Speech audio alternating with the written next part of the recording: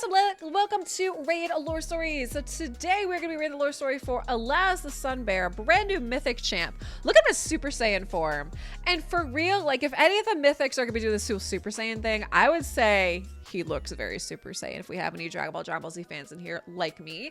So I randomly kind of came across this guy yesterday, didn't realize he was in the game because they keep adding so many new champs. So let's read his lore story together. Alaz the Sunbearer is indirectly the hero of the Great Solar Crisis, a myth motif found within several Talarian human cultures, including the peoples of Frostheim, Port Wraith, the Deadlands, and the Kraken Desert.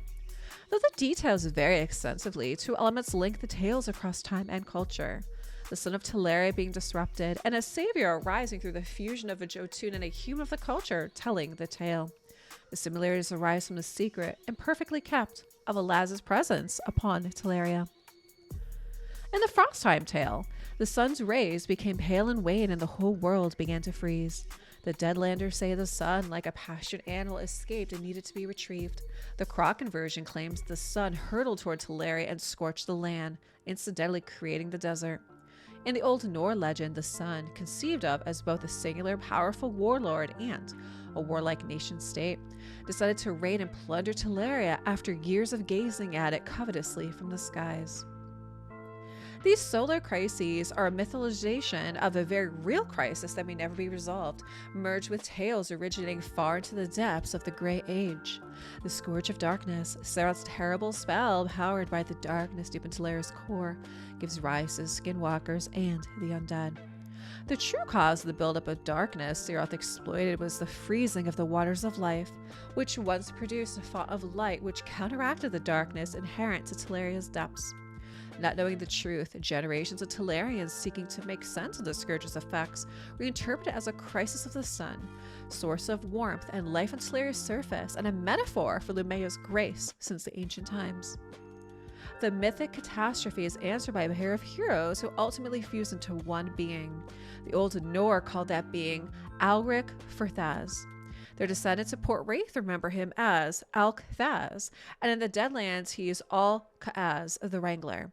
At Frostheim, candles are lit for Saith Altaz of the Great Thaw, though few know his full liturgies. The nomads of the Kraken Desert know him as Al-Azaz, who carries the sun's blazing orb across the sky each day. The true identity of this culture hero is Alaz the Sunbearer, whence these varying names originate. The Lightbringer Alam, a being of flaming, shining justice, believed that he could carry a mote of sacred sunlight in a plant like a seed upon Talaria to thwart the Scourge of Darkness. He feared it would be blasphemous for a created being to meddle with divine energy, but his heart so ached to see the spell ended that he acted anyway, though he tried to keep his mission a secret. The immortal exemplar Lightbringers cannot exist in Talaria without inhabiting a Talarian body in a fashion similar to Serath's demon spawn. What mortal form could house both a radiant Lightbringer and a powerful miniature sun? Alam found a match in the noble pious Jotun of Fire, Azah, a name that the oldest and wisest Jotun of modern times, such as Altan the Red Grandfather, still esteem. Heeding the Arbiter's call for holy vessels, Azah traveled to her portal to the halls of eternity to volunteer to become a Lightbringer and was sought out by Alim. When Alim blended his being with that of Azah, the two became Alaz.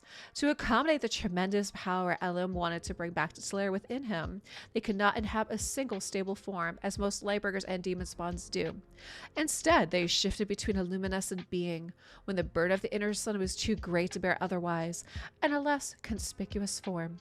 The power was so great that snapped Alaz's axe when he took his lambent form. The Nor, the Kraken nomads, the Deadlanders, and the Frostheimers all imagined this one heroic ancestor in the role of the Lightbringer. This hero is then pitted in an epic struggle with, against, or for control of the sun itself.